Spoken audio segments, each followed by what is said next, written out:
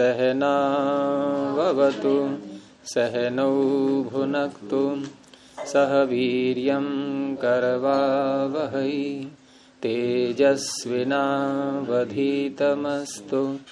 मा विद्विषावहै।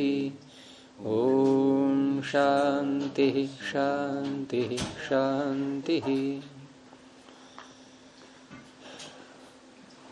प्रथमा वृत्ति की 130वीं कक्षा।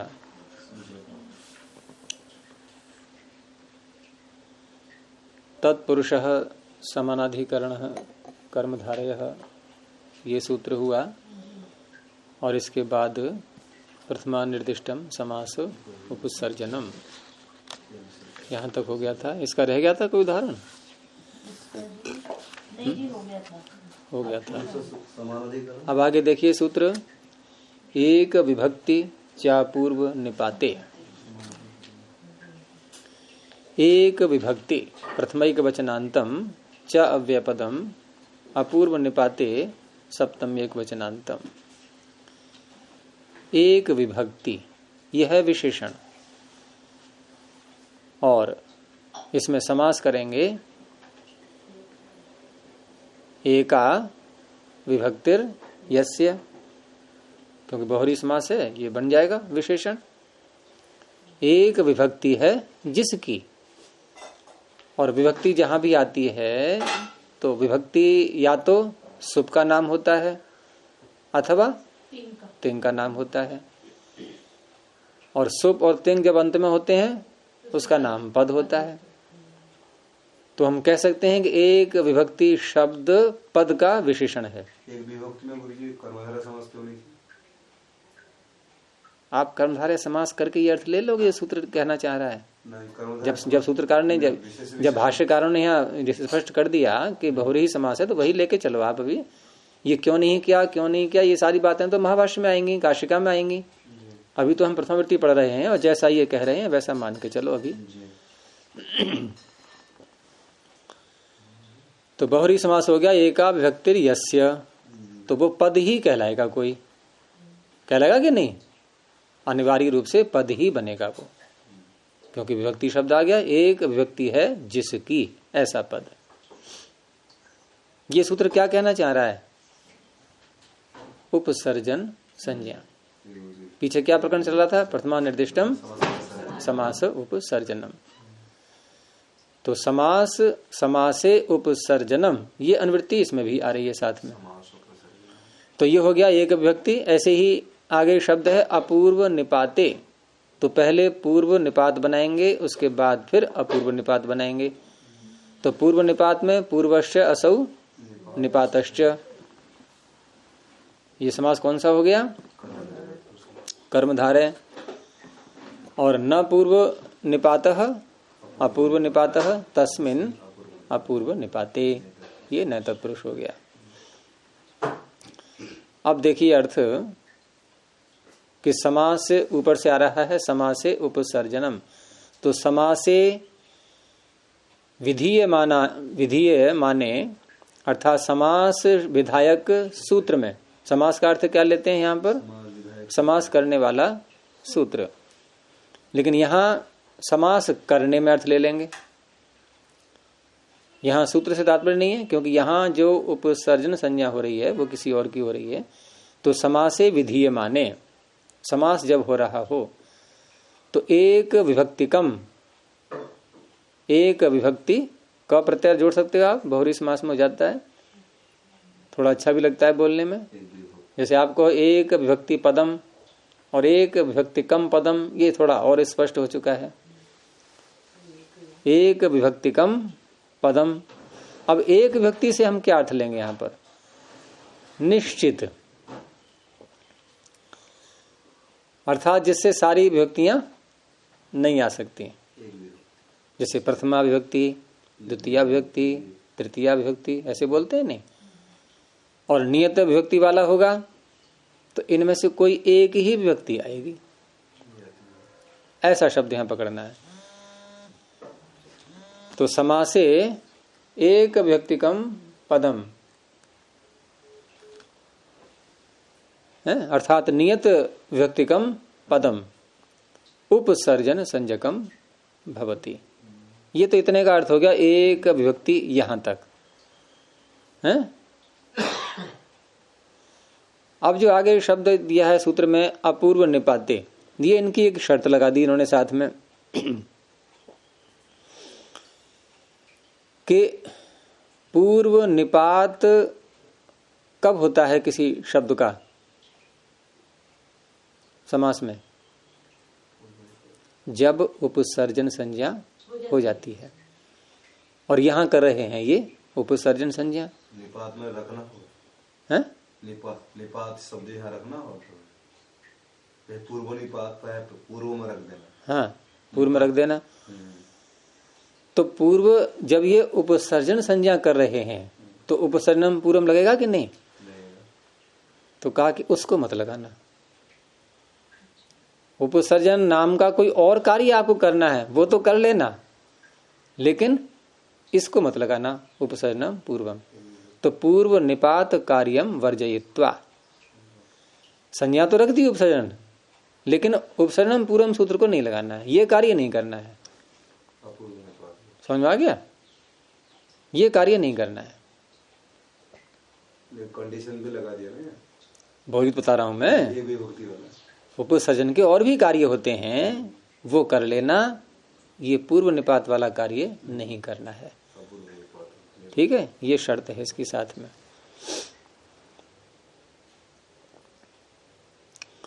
अब देखिए उदाहरण, निष्कौशाम्बी ही निर्वाराणसी ही। उदाहरण तो बहुत सारे दिए हैं, लेकिन आपको कठिनाई नहीं पड़ेगी, इसमें विभक्ति के साथ में देख लीजिए। जैसे इन्हीं उदाहरणों में आपको पता लग जाएगा बहुत सी बातों का। तो कि जैसे शब्द बनाना है निष्कौशाम्बी ही या निर्वाराणसी ही, दो शब्द। अब इसमें देखिए आपके प्रथमा से लेकर के और आगे की सारी विभक्तियां सप्तमी तक, जैसे एक शब्द ले लो आप निष्कौशाम्बी है, तो निष्क्रांतः कौशाम्ब्या, जो कौशाम्बी से निकल गया है। कौशाम्बी शहर का नाम है। जो व्यक्ति कौशाम्बी से निकल गया है उसे क्या कहेंगे? निष्कौशाम्बी ही। तो यहां कौशाम्ब्या में देखना आप विभक्ति बदल रही है क्या या नहीं। अब कहा कि निष्क्रांतम कौशाम्ब्या, जो कौशाम्बी से निकल गया है उसके लिए, उसको, ये द्वितीय आ गई, लेकिन कौशाम्ब्या में षष्ठी ही रही, वो पंचमी रही। ऐसे ही निष्क्रांते न कौशाम्ब्या, जो कौशाम्बी से निकल गया है उसके द्वारा, अब भी कौशाम्ब्या में पंचमी ही रही है। निष्क्रांतेन कौशाम्ब्या, कौशाम्ब्याः निष्कौशाम्बी ही। ऐसे ही निष्क्रांताय कौशाम्ब्याः, निष्क्रांतात् कौशाम्ब्याः, निष्क्रांतस्य कौशाम्ब्याः, निष्क्रांते कौशाम्ब्याः। है, समय नहीं है। तो एक विभक्ति ही तो है कौशाम्बी में सर्वत्र विग्रह करते समय। निष्कौशाम्ब्य में षष्ठी है, पंचमी है। निष्कौशाम्ब्य सब में जो निष्कौशाम्ब्य शेष रहा ना। आप निष्क जोड़ रहे हो साथ में? आप विभक्ति किस में पूछ रहे हैं? नहीं, ये कौशाम्ब्य। फिर आपने निष्कौशाम्ब्य बोला अभी। कौशाम्ब्य का बात। हाँ, पंचमी है सब में पंचमी। ऐसी वाराणसी का करना है आपको, और संबोधन में वैसे कह देंगे हे निष्क्रांत कौशाम्ब्या, हे कौशाम्बी से निकले हुए व्यक्ति, वहां भी कौशाम्ब्या में पंचमी रही। अब ऐसी कौशाम्बी की जगह आप वाराणसी बोल दो। तो सर्वत्र यहां पर नियत विभक्तिक अर्थात पंचम्यंत पद विद्यमान है, जबकि उसका जो साथ में शब्द है निष्क्रांत, उसमें आ रहे हैं परिवर्तन, उसमें परिवर्तन आ रहे हैं। तो वही तात्पर्य है कि एक विभक्ति जिसमें रहेगी उसका तो नाम हो जाएगा उपसर्जन, भले ही उसके साथ वाले पद में कितनी भी विभक्तियां क्यों ना आती रहें। वाराणसी क्या बनेगा पंचमी में? वाराणस्याः। तो निष्क्रांतः वाराणस्याः, निष्क्रांतम वाराणस्याः, निष्क्रांतेन वाराणस्याः, ये बनते जाएंगे ऐसे शब्द। क्या बताना चाहते हैं? ये वाराणसी की या कौशाम्बी की उपसर्जन संज्ञा करेंगे, क्योंकि इसमें एक ही विभक्ति आ रही है, परंतु उसको उपसर्जनम पूर्वम से पूर्व नहीं आने देंगे। अब आ गया समझ में? अब इसकी सिद्धि में देखो आप, पहले निष्कौशाम्बी कैसे बनाएंगे। तो निर, क्योंकि विग्रह जैसे किया है वैसे ही, निर सु। क्रांत को नहीं बोलेंगे यहां पर, क्रांत तो क्रांत अर्थ में हो रहा है समास। निरादयः क्रांताद्यर्थे, आपने केवल द्वितीया ही बोली थी, पीछे कितनी बोली थी? 5-7। तो सब जोड़ दो आप। निरादयः क्रांताद्यर्थे प्रथमया, निरादयः क्रांताद्यर्थे द्वितीया, तृतीया, चतुर्थया, पंचम्या, सब बोल दो। इसलिए वार्तिक जो है ना वो सब जगह लगता है। तो निर सु और कौशाम्बी के आगे कौन सा प्रत्यय लाएंगे? नसी, बस यही आएगा सर्वत्र। अब यहां पर हम क्योंकि पंचमी के साथ प्रयोग कर रहे हैं, कौशाम्बी को पंचमी बोल रहे हैं, तो निरादयः क्रांताद्यर्थे पंचम्या ऐसा प्रयोग करके समास कर लिया। वार्तिक से समास करके प्रातिपदिक संज्ञा, सुपधातु प्रातिपदिक हो, सु हट गया, ngसी हट गया, निर कौशाम्बी। अब यहां उपसर्जन संज्ञा की बात आई, तो उपसर्जन संज्ञा किसकी है अभी? निर की। क्यों है? प्रथमा निर्दिष्ट उपसर्जन। कौन है प्रथमा निर्दिष्ट? यहाँ किस सूत्र में देखेंगे? जल्दी पकड़ा करो, वो तो उन्होंने बोल दिया। मेरा प्रश्न है प्रथमा निर्दिष्ट कहाँ देखेंगे? प्रथमा निर्दिष्ट देखेंगे प्रथमा विभक्ति जिसको बता रही है। ये भी उत्तर गलत है आपका। किस सूत्र से समास किया था? वार्तिक से। निरादय है ना? हाँ, इसमें देखेंगे प्रथमा। निरादय। इसमें किस में है प्रथमा? निरादय। निरादय किसको कह रहा है ये? निर को या कौशाम्बी को? निर को। इसलिए निर का नाम उपसर्जन है। अभी पकड़ में आई नहीं है बात उपसर्जन वाली क्या? ये तो सूत्र पीछे आ चुका है। प्रथमा निर्दिष्टम समास उपसर्जन, वहां काफी विस्तार से व्याख्या हो गई थी उसकी। तो निर आ गया पूर्व में, उपसर्जनम पूर्वम। अब इसने क्या किया ये सूत्र ने? इसने कौशाम्बी का भी नाम रख दिया उपसर्जन, क्योंकि इसमें एक ही व्यक्ति रहती है हमेशा। समझ आ गया नहीं? कौशाम्बी के यहाँ उपसर्जन कैसे होगी? आप किस सूत्र का पढ़ रहे हैं उदाहरण? उसमें एक विभक्ति है ना सारे। हाँ, इसका भी नाम हो गया उपसर्जन। तो अब हम निर को रखें पूर्व में, कौशाम्बी को रखें? क्योंकि ये भी उपसर्जन, ये भी उपसर्जन, तो इसको भी तो अधिकार मिलना चाहिए। तो कह दिया अपूर्व निपाते, आप करो नाम इसका उपसर्जन, लेकिन पूर्व में रखने वाली बात मत सोचना कभी भी। हाँ, वो भूल जाओ बिल्कुल इसके लिए। तो निर ही रहेगा पूर्व में। अब रही बात कि आपने नहीं किया पूर्व निपात और उपसर्जन संज्ञा की है इसकी, तो लाभ क्या हुआ फिर इसका? हमारे पास क्या है शब्द इसमें जो बन चुका है विभक्ति हटा करके? निर कौशाम्बी। कौन सी मात्रा लिखी है आपने कौशाम्बी में? कौशाम्बी में दीर्घ मात्रा है। इकार कौन सा है? निर। कौशाम्बी में पूछ रहा हूँ। कौशाम्बी ह्रस्व इकार लिखा है ना। वाराणसी में कौन सा लिखते हैं? वाराणसी में दीर्घ इकार, वाराणसी। तो ये भी तो कौशाम्बी है। कौशाम्बी। तो निर कौशाम्बी, कौशाम्बी का नाम हो गया उपसर्जन। पूर्व में इसको रखना नहीं है, तो किया क्यों फिर? ये नाम क्यों रखा गया? तो उसका प्रयोजन है इसको ह्रस्व करना। ह्रस्व करेंगे गो स्त्रियो रूप सर्जनस्य, ये आगे आएगा सूत्र भी। गो और स्त्री प्रत्यय, स्त्री शब्द नहीं, गो शब्द और स्त्री प्रत्यय। और प्रत्यय है तो शब्द क्या बोले, क्या अर्थ करेंगे? प्रत्ययांत, यानी गो शब्द और स्त्री प्रत्ययांत। षष्ठी का द्विवचन है, गो स्त्रियो हो है? कैसे होनी चाहिए ये? उपसर्जन हो, गो शब्द हो उपसर्जन, या स्त्री प्रत्यांत शब्द हो कोई उपसर्जन, तो क्या हो जाता है उसको? ह्रस्व। एकार शब्द कहां से ले लिया? ह्रस्व हो जाता है। कहां से आ रहा है ह्रस्व शब्द? ह्रस्व नपुंसके प्रातिपदिकस्य, यहां से ह्रस्व की निवृत्ति आ रही है। तो कौशाम्बी स्त्री प्रत्यांत है और उपसर्जन भी नाम हो गया इसका, ह्रस्व कर दिया इसने, तो उपसर्जन संज्ञा का लाभ दिखाई दे गया। बस ये कार्य है, यानी पूर्व निपात नहीं करना है बस, और का कुछ भी करते रहो आप उपसर्जन के नाम से। क्लास में हो गए। तो गो स्त्रियों उपसर्जनस्य, ठीक है।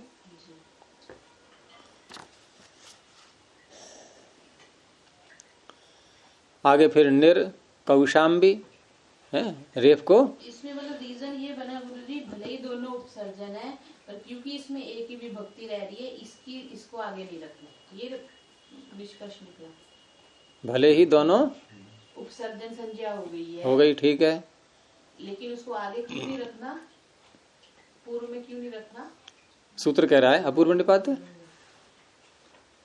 और कार्य कर लो आप, उपसर्जन नाम रख करके जो जो कार्य होते हैं उनमें एक कार्य है पूर्व रखना भी, वो नहीं करना है और छूट है आपको, तो और में ह्रस्व वाला काम कर लिया हमने।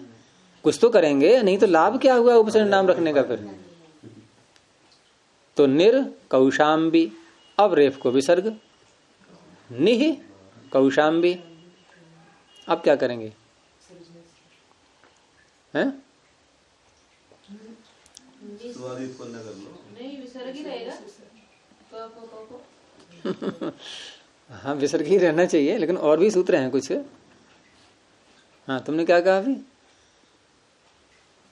विसर्जनीयस्य सह, हाँ लेकिन इसके आगे भी तो सूत्र हैं कुछ और।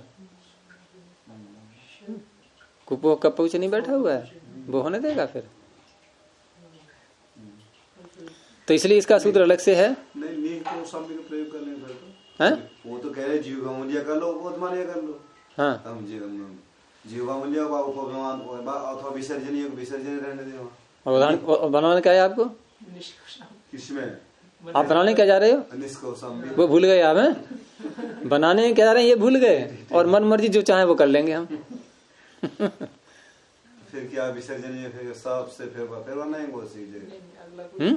जो सूत्र है मैं पूछ रहा हूँ गुरु जी, तो मान लीजिए फिर हाँ विसर्जन सब प्रयोग कर लेंगे फिर। कैसे कर लोगे? आपको पोक का कुछ नहीं बैठा हुआ है। वो कहता है कि या तो विसर्ग रखोगे आप, या फिर जिह्वामूली उपदमानीय करोगे। वो ये कहता है या तो जिह्वामूली उपदमानीय करो अथवा विसर्जनीय ही रखो। तो इसलिए सूत्र और बनाना पड़ा, ईदुतोपधस्य चा प्रत्ययस्य, कि इकार उकार उपधा में है जिसके, ऐसा विसर्जनीय तो है नहीं है, ऐसा ही है ये ऐसा विसर्जनीय है कि इसकी उपधा में इकार है और प्रत्यय का है नहीं ये विसर्ग, निर्प्रत्यय था नहीं कोई, अप्रत्ययस्य, ईदुतोपधस्य च अप्रत्ययस्य, प्रत्यय का होना नहीं चाहिए वो। तो ऐसा जो विसर्जनीय होता है और उसके उपधा में यदि इकार या उकार है तो उस विसर्जनीय के स्थान में षत्व हो जाता है। ठीक है, सत्य मतलब ये बाद में मूर्धन से करेंगे, सत्य से कोई आप सूत्र निकालो पहले।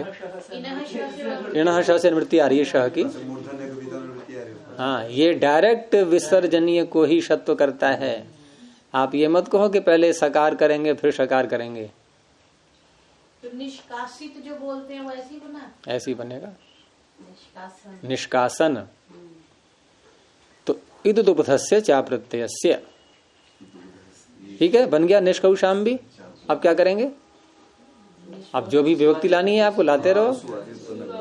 सुगा के विसर्ग हो गया, निष्कौशाम्बी ही पुल्लिंग का बन गया। ऐसे ही निर्वाराणसी ही, तो वाराणस्याह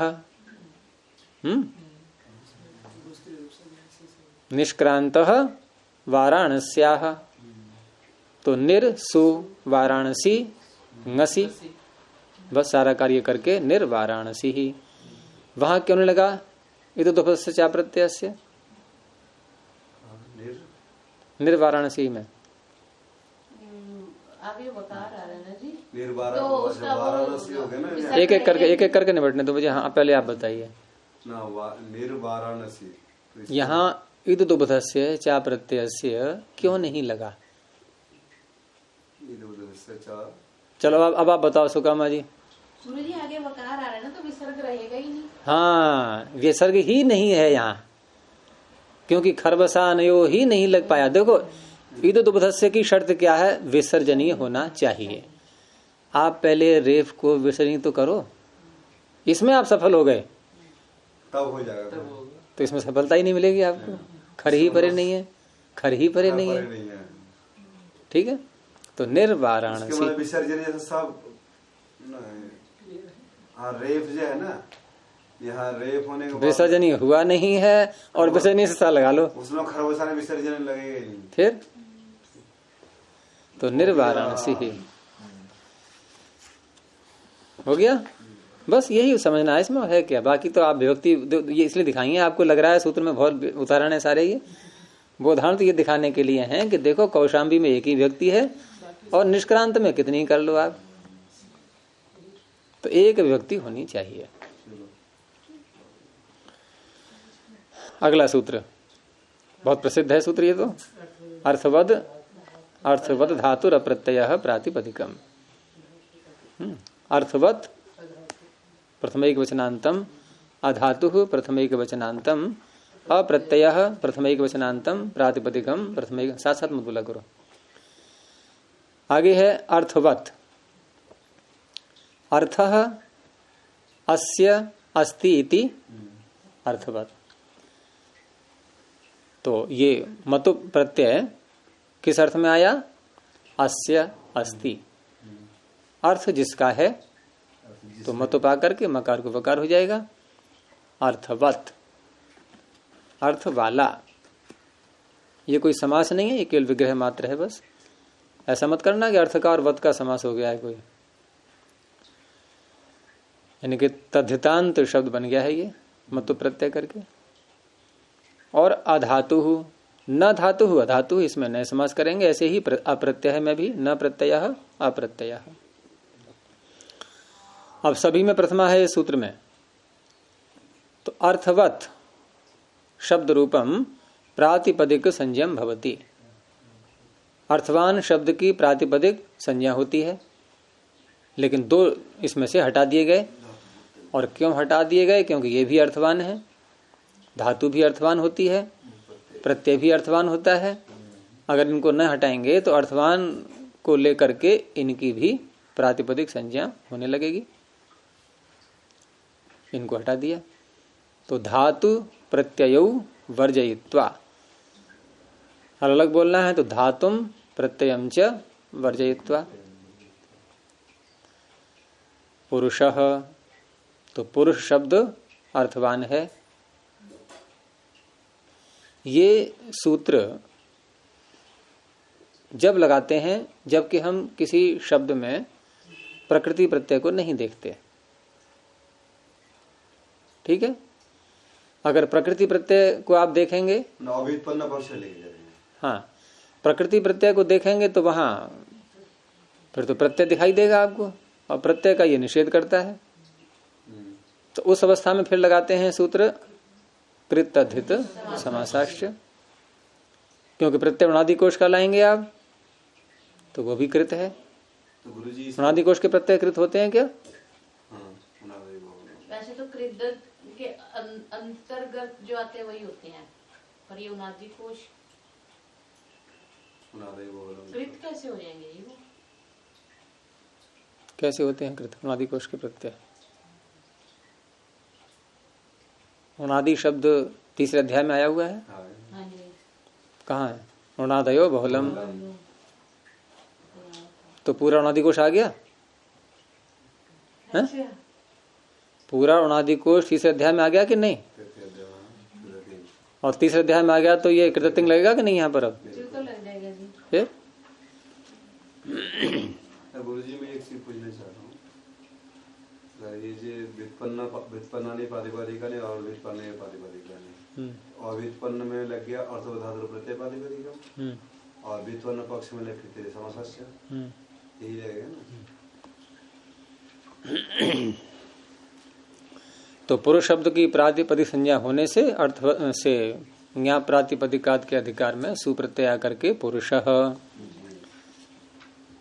ऐसे ही अगला शब्द है डित्थः। तो डित्थ शब्द की भी प्रातिपदिक संज्ञा होकर के हैं। डित्थ ये जो लकड़ी का बना लेते हैं ना कोई भी जानवर वगैरह, हाथी इत्यादि खिलौने,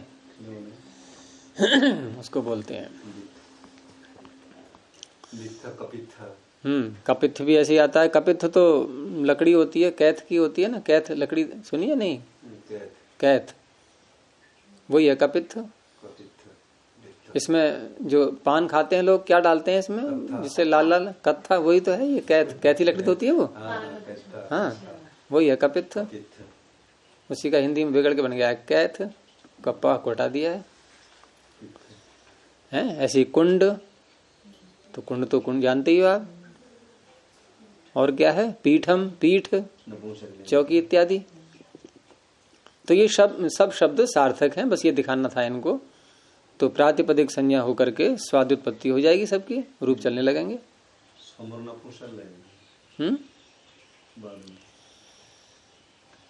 समूढ़ नपुंसकात यहाँ किस सूत्र में लगा है? लग गया यहाँ पर समूढ़ नपुंसकात। यहाँ तो हम लगा के समूढ़ नपुंसकात लगा है। आप सुबह उनका लुक भी कर लोगे और बोल भी लोगे कुंडम पीठम। हाँ दोनों बोलोगे आप एक साथ। नहीं, उसको ऊपर से अनुवृत्ति आ रही है। तो आपने निवृत्ति बोला आ रही, इसलिए बोला था समूढ़ नपुंसकात। आपने लोभ करने के लिए ही बोला था।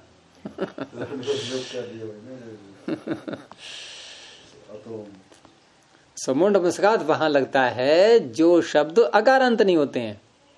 नपुंसक लिंग में तो हो लेकिन अकारांत न हो, जैसे वारी, दधि, मधु, यहाँ लगा सकते हो आप। लेकिन इसमें है सुअमोह, समूह का निवृत्ति आगे अतोम लग जाएगा। वही तो मैं कह रहा हूँ। तो कहाँ लगाओगे आप समूढ़ नपुंसकात को? जो अकारांत नहीं है, बस ये अपवाद है अतोम इसका। अकारांतों को छीन लेता है उससे, ये अकारांतों को छीन लेगा तो उसको और बचेंगे अकारांत के अतिरिक्त। चलिए आगे, कृत तद्धित समासाश्च। कुछ नहीं है इसमें, तो आपने अब तक सैकड़ों बार पढ़ लिया होगा सूत्री है। कृत तद्धित समासाश्च। कृत तद्धित समासाः प्रथमा बहुवचनांतम च अव्यापदम। तो कृत च तद्धितश्च समासश्च, तीन चीजें हैं इसमें। इतर इतर योग द्वंद्व समास है क्योंकि बहुवचन आ रहा है इसलिए। तो इसमें प्रत्यय आए हुए हैं, ये कृत भी प्रत्ययों के ही नाम है, तद्धित भी प्रत्ययों के ही नाम है। और प्रत्यय जहां आता है वहां अंत शब्द और जोड़ देते हैं। तो कृत अर्थात कृदंताः, कृत प्रत्यांताः, या तद्धितांताः अथवा तद्धित प्रत्यांताः। समास के आगे अंत नहीं जोड़ेंगे। समासाश्च प्रातिपदिक संज्ञकाः भवन्ति। इन सब का भी नाम प्रातिपदिक हो जाएगा। तो ये सूत्र अतिरिक्त क्यों बढ़ाना पड़ा? तो समास के लिए बढ़ाना पड़ा है, ये तो आपकी समझ में आ ही जाएगा स्पष्ट ही, क्योंकि समास की बात पीछे नहीं कही गई थी। रही बात कृत और तद्धित, ये इसलिए कहने पड़े क्योंकि पीछे प्रत्ययों का निषेध कर दिया गया है। तो प्रत्यय का अंश भी होगा उसमें, मूल शब्द का अंश भी होगा, धातु का अंश भी होगा। तो उस अवस्था में पिछले सूत्र से पूरे शब्द की प्राप्त नहीं हो पा रही थी। वो यदि करेगा भी तो प्रत्यय रहित की करेगा, धातु रहित की करेगा। अब कुछ शब्द ऐसे हैं, मान लो हमने बनाया पाचक, धातु क्या है पच, प्रत्यय क्या है अणुवल। तो धातु निषेध कर दिया पीछे, तो पच की नहीं हो सकती प्रातिपदिक संज्ञा। प्रत्यय का निषेध कर दिया तो अणुवल की भी नहीं हो सकती, तो होगी किसकी फिर? इसलिए ये सूत्र बनाना पड़ा है अलग से। अब यह है कि अकेले प्रत्यय की अकेले धातु की नहीं हो सकती। अब ये पिछले सूत्र में अर्थ निकल आएगा। दोनों को मिला के होगी, लेकिन वो ये करेगा।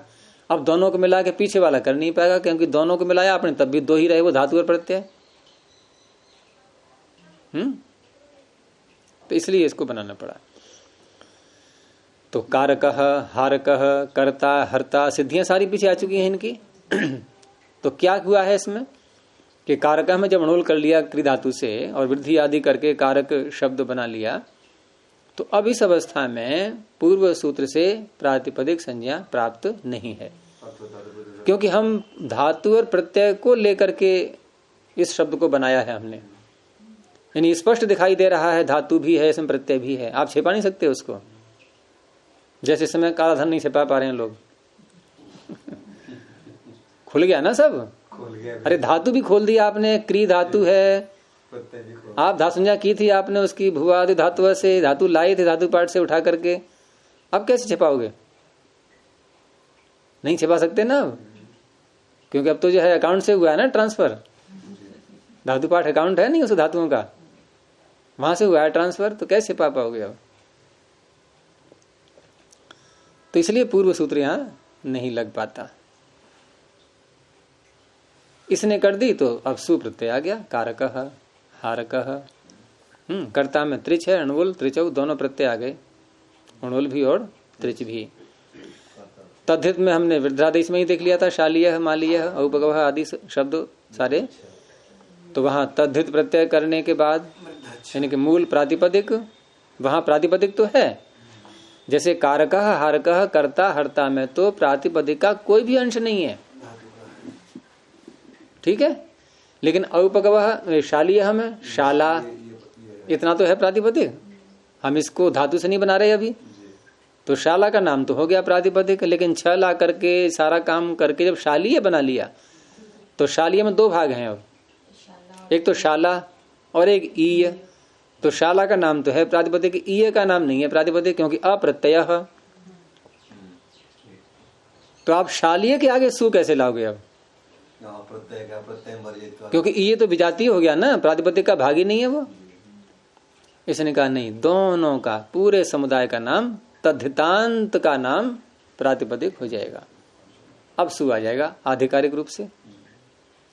शालीय, औपगवः, ऐतिकायनः, ये फक्का है उदाहरण।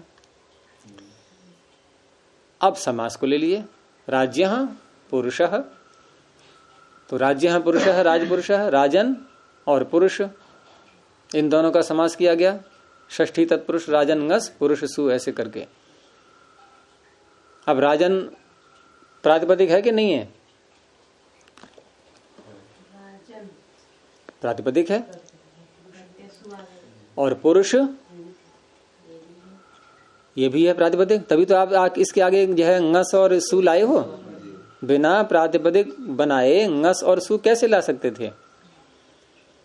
तो यहां तो दोनों प्रातिपदिक हैं और फिर भी प्रातिपदिक संज्ञा की जा रही है, ऐसा क्यों? समास के बाद एक पद बन गया। समास करने के बाद एक पद बन गया। नहीं, राजन प्रातिपदिक है कि नहीं है? बिल्कुल है। और पुरुष ये भी प्रातिपदिक है। तो फिर राज पुरुष ये पूरे को प्रातिपदिक बनाने की क्या आवश्यकता है? ये जब विभक्ति रहित हो गया ना, विभक्ति रहित कैसे करोगे आप? करो समास कर दे, सुपधातु प्रातिपदिक लुक कर दिया, लुक करने में विभक्ति रहित हो गए, एक पद बन गया। रुको रुको रुको, राजन ngस और पुरुष सु, ये स्थिति है अभी। तो राजन प्रातिपदिक है कि नहीं है सुकामा जी? और पुरुष, तो फिर राजन ngस और पुरुष सु जब ये हमारे सामने दोनों ही प्रातिपदिक हैं ये, तो अब इसकी प्रातिपदिक संज्ञा क्यों कर रहे हैं?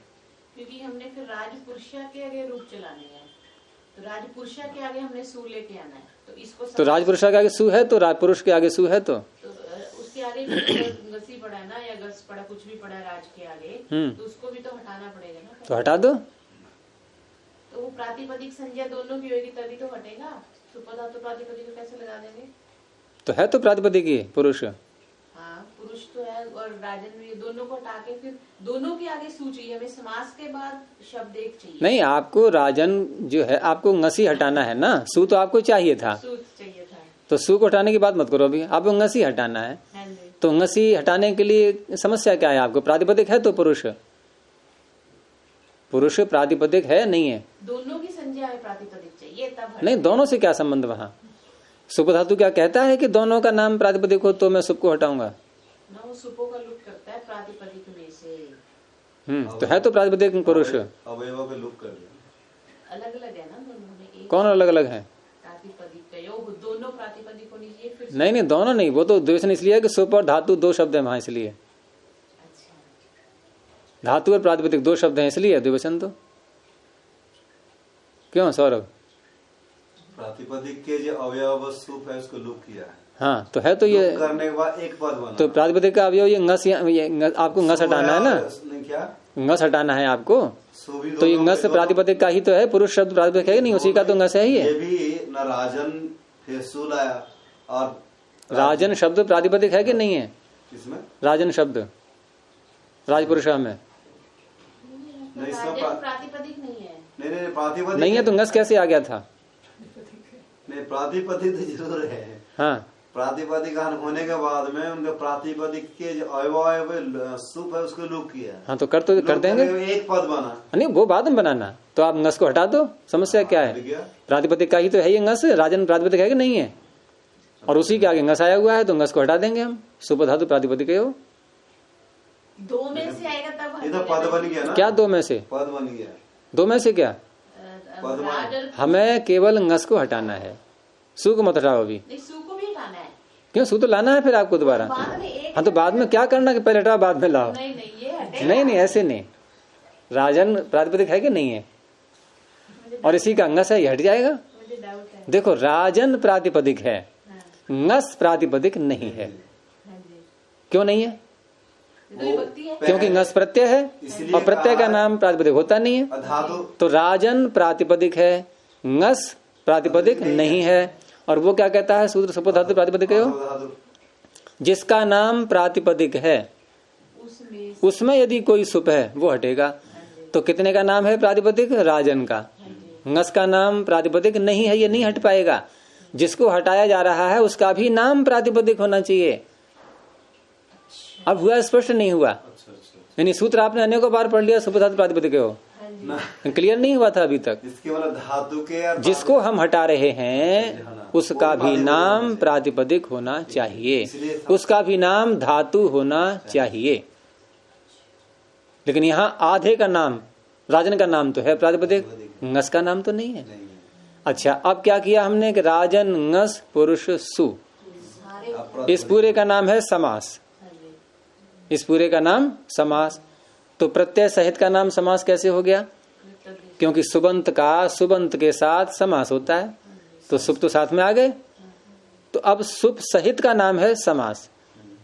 अब इसने क्या कहा कि जितने का नाम समास है उतने का नाम है प्रातिपदिक। तो प्रत्यय चपेटे में आ गए नहीं उसके, अब प्रातिपदिक का, प्रातिपदिक के अंदर प्रत्यय भी आ गए। अब लग जाएगा सुप धातु प्रातिपदिक हो, कि प्रत्यय का नाम भी हो गया प्रातिपदिक। तो उसको हटाओ। वो कह रहा अगर प्रत्यय का नाम आपका, यानी सुप का नाम प्रातिपदिक हो चुका है तो उसको जाना पड़ेगा। यानी सुप वही रह सकता है जिसका नाम प्रातिपदिक न हो। तो हमने कहा ठीक है भाई, तुम इनको ले जाओ, ngस को और सू को, हम नया सू और ले आएंगे। उसका तो नाम नहीं रख पाओगे प्रातिपदिक। अब नए सू का नाम कैसे रखोगे आप प्रातिपदिक? बताओ। जो नया सू आया है अब उसका नाम कोई है रखने वाला प्रातिपदिक? कोई सूत्र है आपके पास में? कोई भी नहीं। वो रह गया सुरक्षित। तो आप एक शब्द में ये कह सकते हो कि जिसका ऐसा सुप जिसका नाम प्रातिपदिक हो चुका है वो कभी नहीं रह सकता। अगर सुप है, रह रहा है, तो इसका अर्थ है उसका नाम प्रातिपदिक नहीं है। आप गुरुजी पहले वाला सूत्र जो ये है ना, प्रातिपदिक विधान करने वाला जो सूत्र है, अर्थ धातु प्रत्यय, धातु प्रत्यय मर्जितो या अर्थमान, इसमें धातु प्रत्यय छोड़ करके वो राजन अर्थमान है, धातु प्रत्यय के छोड़ करके पुरुष अर्थमान है। आप इस बात को कह करके क्या कहना चाह रहे हो? ये कहना चाह रहा हूँ जो इसके मतलब कोई नई बात कहना चाह रहे हो आप? जो मैंने जितनी मैंने बताई उससे अतिरिक्त उसके मतलब वही हो गया जो आपने यही स्पष्ट। तो वो तो आप मेरी व्याख्या कर रहे हो ना, तो फिर वो धातु सुप ये प्रत्यय योनि का प्रातिपदिक नहीं है, और ये सूत्र में प्रातिपदिक बना दिया। चलिए इसको ही रोकते हैं अब। प्रणव ध्वनि हो।